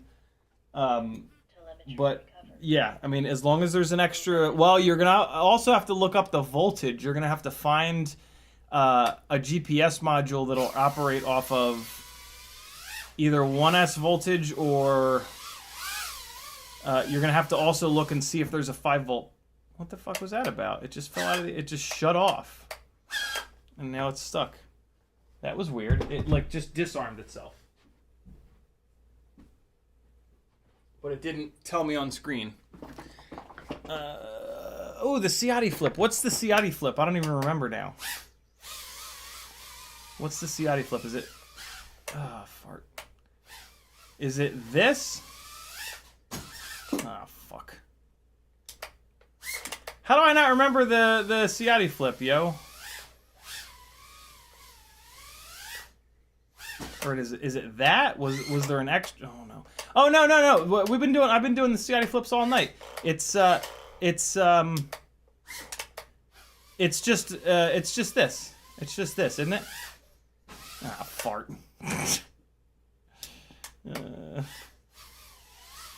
It's just a power loop through a gate and then through a gate vertical. Well, no, it's just actually it's not even through the bottom gate. It's just that. It's just a power loop through. Oh, fuck! Hi. It's just a power loop through an inverted gate. So like this would be the perfect example. Like you don't even need that gate on the bottom. It's just this. It's that. We do them CiottiFlips all day. Oh, fuck. CiottiFlip. Oh, I hit the second one. Not that. This. Ah. Oh, boy. Oh, boy. Not quite. Oh, my God. I'm having a hard time. I'm not throwing it back far enough. No. Hey!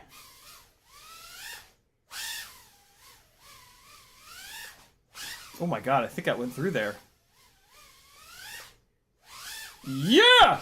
Oh my goodness! Oh man, that big old round gate! Oh yeah! Get you some! Was that 3 in a row? That ain't bad. Yeah! Do it in this direction too. Yeah! Get you some! Go through and do it? Nope. Ooh! Get you some We Bleed gates so that you can perfect your CiottiFlips.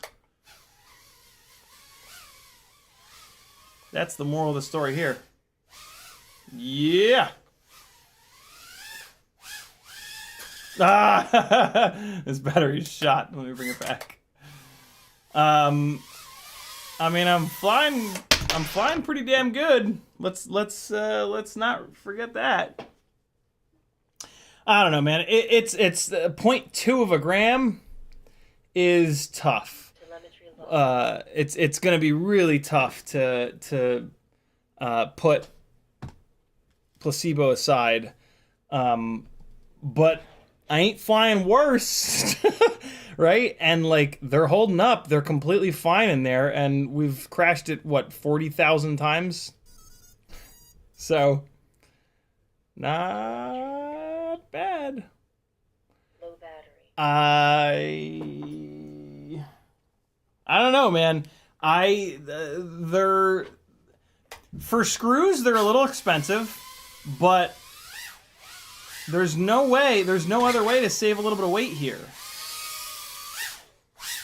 And the equivalent of, if I'll tell you this, I would pay much more money than these cost to save 1.5, 1.6 grams per motor on a 5-inch rig. That's for damn sure. So from that perspective, hell yeah.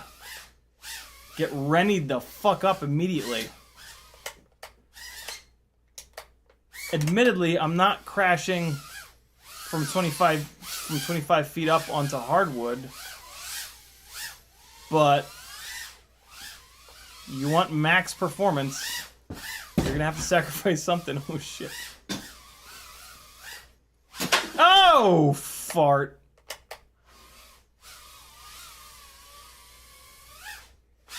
Oh! that was quite the catch there. Ah! No, what are you doing? I'm really off on my power loops right now. I'm not, I'm being too early on the throttle. That's a perfect example. I'm not slowly increasing the throttle. I'm being, well, now that I'm talking about it, I'm figuring it out. No.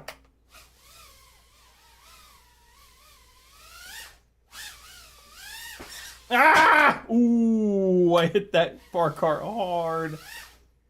Ah, just touched the little top part there. I went through it so fast you couldn't even see it. Actually, it's not that. I was just I hadn't done my little pitch back flip thing yet. Ah!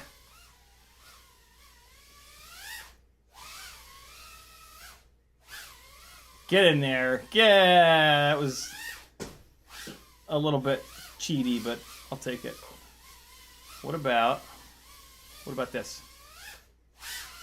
Ooh, I like that. I like that. So down low through a gate, and then throw it, and Matty flip it. That's a good one. That's a good one. Down low, throw it. Ah. Let's get that clean, yo. What do you say? Hey.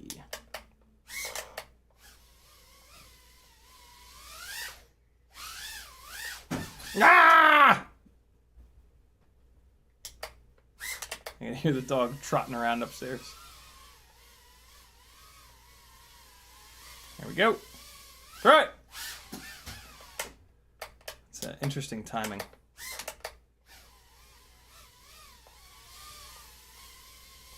Throw it! Nope, didn't throw it enough. Come on. Stop it. Stop it. Easy. And throw it. That went through, but then I chickened out. Nope, battery's too low.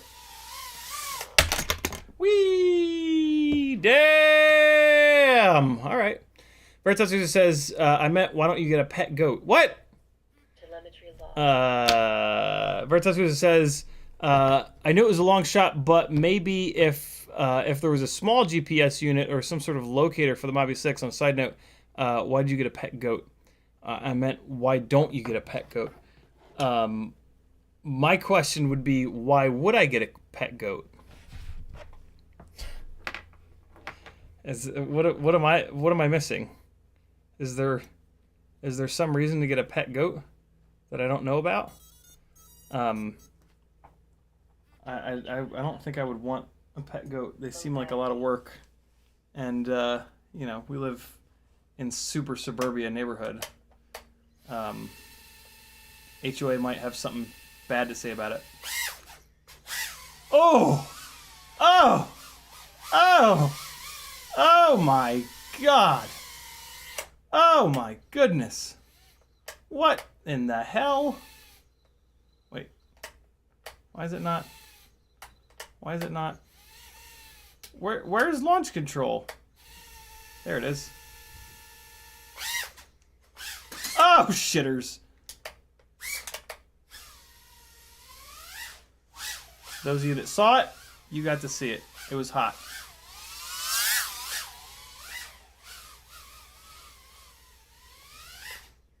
Come on, get you some. God damn it, yes.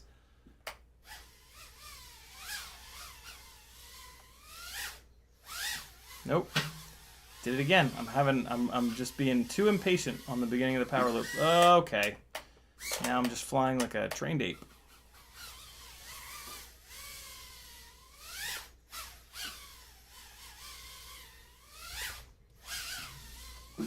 Ah! Oh God.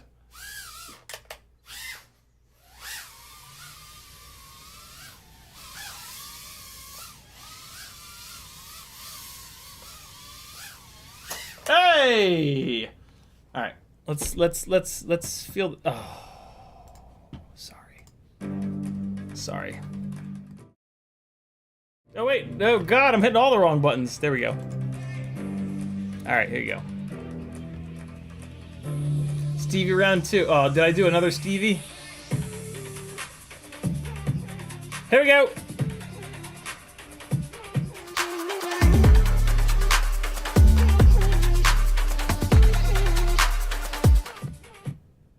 Ah, fart. Hold on. Desktop audio. Yes.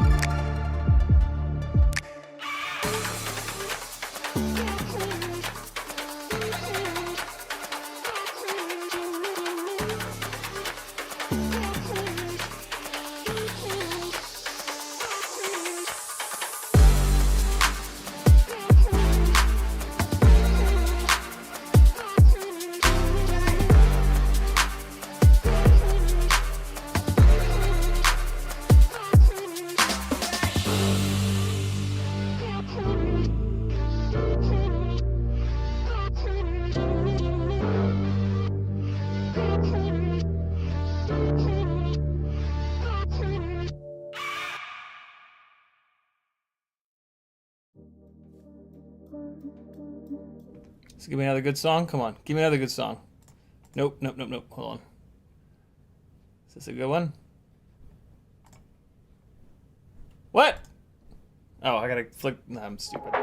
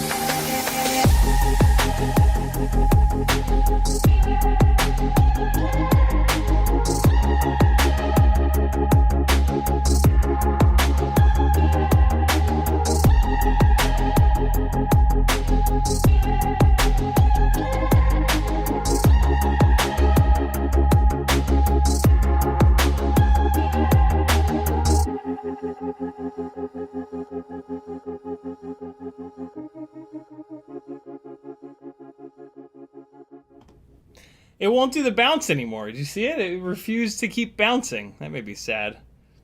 Telemetry. More abuse needed. Proper testing requires lots of abuse. Brand new, fresh gold battery. Gold Sharpie. Peaks are hanging in there. None of them have broken.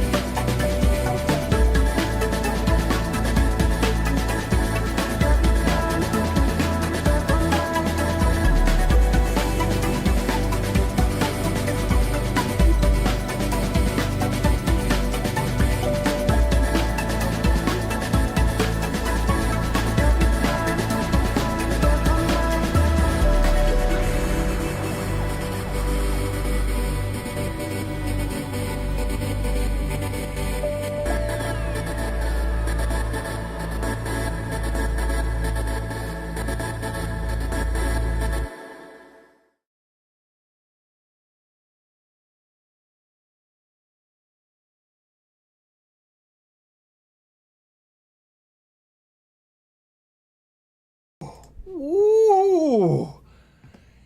They ain't making me fly worse. That's for damn sure. I'm still like early in the whole adjustment from in the whole adjusting the tiny whoops process. I really noticed when I was flying a lot of tiny whoop batteries on these live streams, I really started to get better.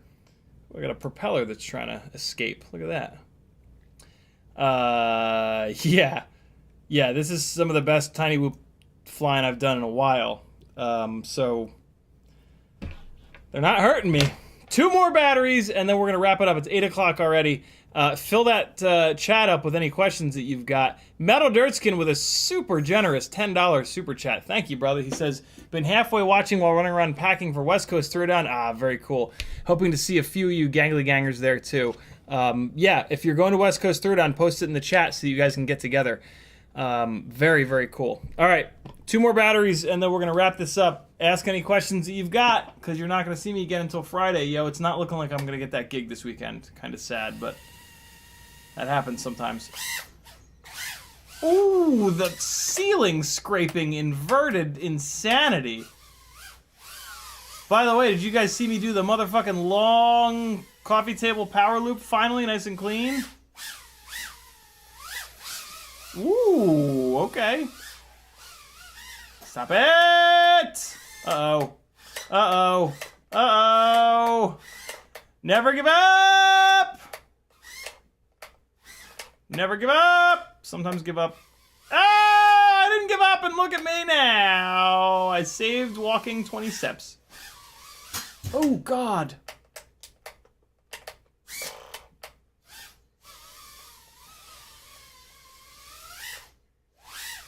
Big one, big one, big one into crash. Big Ciotti loop into crash. Shit. Shit.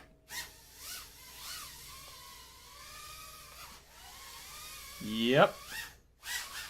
Yep, almost. Oh. Oh my God, that looked good. Jesus. Certain things just look really cool. And those are the ones that I get a real kick out of. Oh, just leave it, yo. Just leave it at 0 throttle and see where it goes.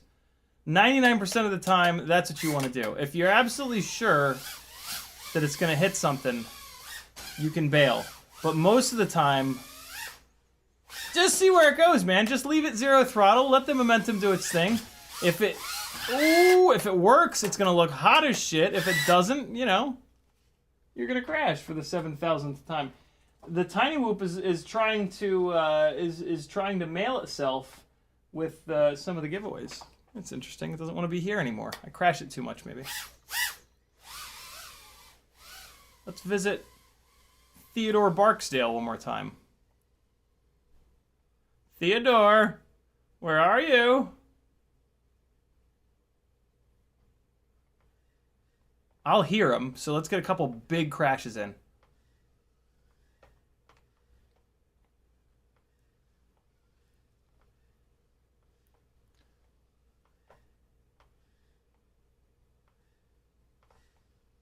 Or not. Oh, that's a big one. Okay, that's a huge one. Let's get out of here before the doggy comes and eats it. Now it looks like we good. That was a hell of a hit. Oh, shit. That was a pretty big one there, too. Help me. Someone help me. I hear someone going to help. Thank you.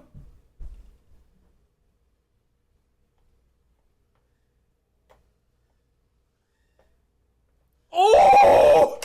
Wow, yo, that was like the perfect power loop. It was scraping the fucking ceiling.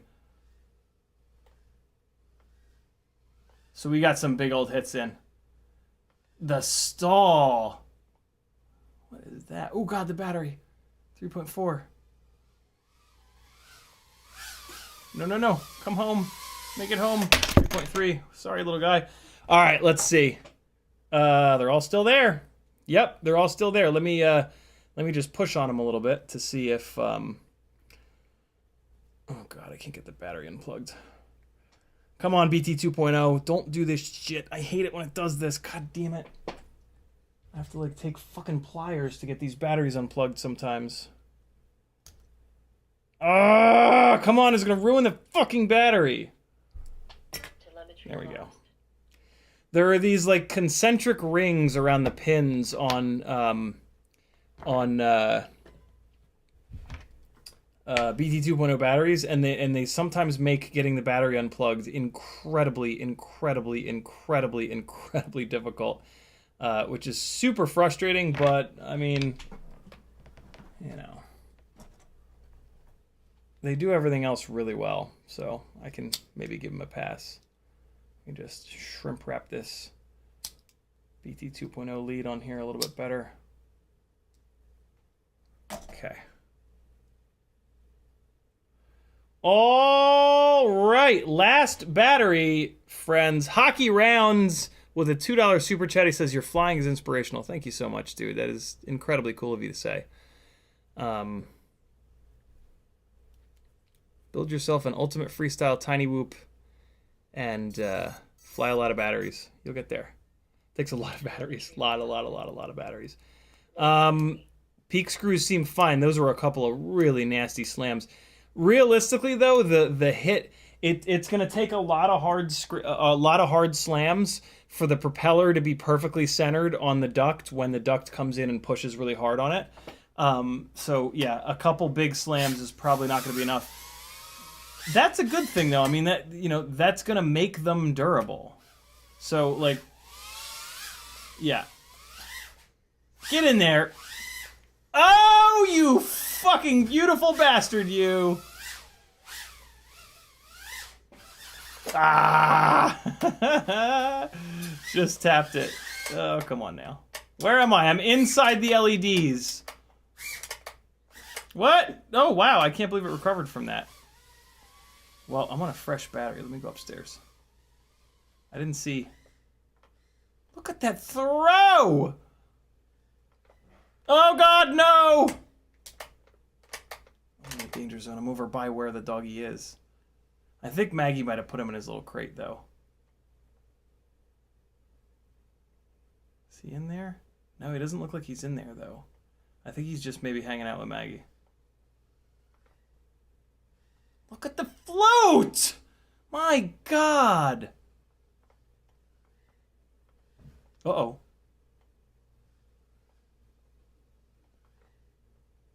Oh my God, dude. This thing is so fun to fly up here. No, no, no. Oh boy, I'm gonna hit Azalea. Whee! Oh, I love it. I love this fucking tiny whoop! Uh-oh. Uh-oh, uh-oh. Wow, I can barely see up there. You guys are probably snowblind. Uh-oh. Uh-oh. Uh-oh.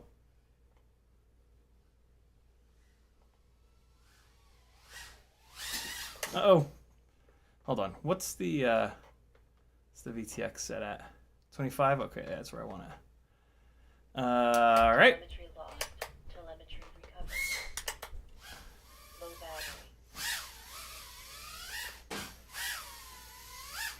Yeah. Are you not on the right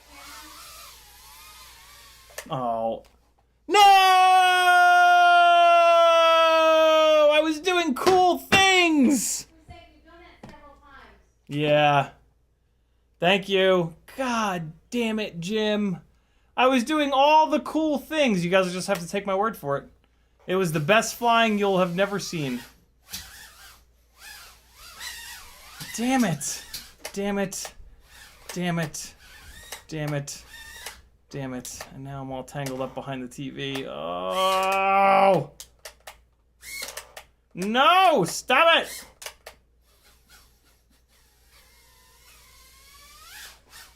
Oh my God. Now I'm all fucking... I swear to God, this is not how I was flying a minute ago. All is lost. All is lost. All is fucking lost. Ciotti loop. Ciotti Matty. Oh man. Yo. I had some of the best full room power loops in the world a minute ago. Ugh. Sons of bitches. Oh, I can't believe it. Ugh. Mmm. Mmm. Mmm. Mmm. Ugh. Damn. Man, you've never seen flying like that. Literally.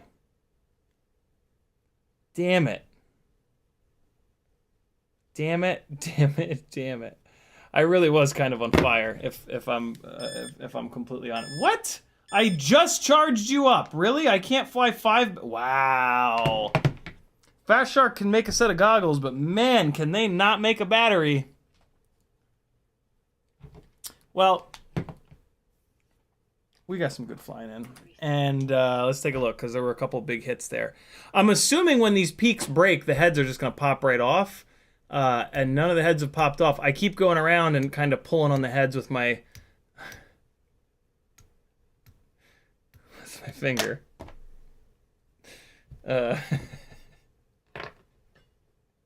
And they're fine. Are the peak screws worth it? Yep, absolutely. Absolutely, they're worth it. We hammered them pretty good tonight. Are they gonna break eventually? For sure. For sure they're gonna break. They're plastic. Are they gonna break right away? It doesn't look like it. We smacked them pretty good, a bunch tonight, and they were completely fine. If they break, you replace it. Well, if they break, they're gonna be a pain in the ass to get out of the motors. So that's up to you to decide, I guess. I can't possibly imagine that it'll get fully stuck in the motor, although you never know. Yeah, that's another layer to it. Like when they break, how impossible is it going to be to get them out? Probably not that impossible, because they're probably going to break off right at the head here. The head's probably going to break off, and then you'll have the thickness of the frame in plastic to just grab with needle nose pliers and rotate out. So my guess is going to be that they're not going to be too much of a nightmare to get out. And saving 1.5 grams to 1.5 to 1.6 grams per motor on a 5-inch rig would absolutely make a difference. And so the same should apply here. You're not gonna feel a better power to weight ratio. Same kind of deal. Like on a 5-inch rig, when you go from heavy eco motors to lightweight titanium shaft motors, you don't feel a power to weight difference. You feel a difference in the PID loops. The PID loop is going to work better, and you can feel a subtle difference when you jam the sticks over and it snaps. Tiny whoops, when you jam the sticks over, they already snap like pretty much imperceptibly quick. So I didn't really feel a difference there, I don't think.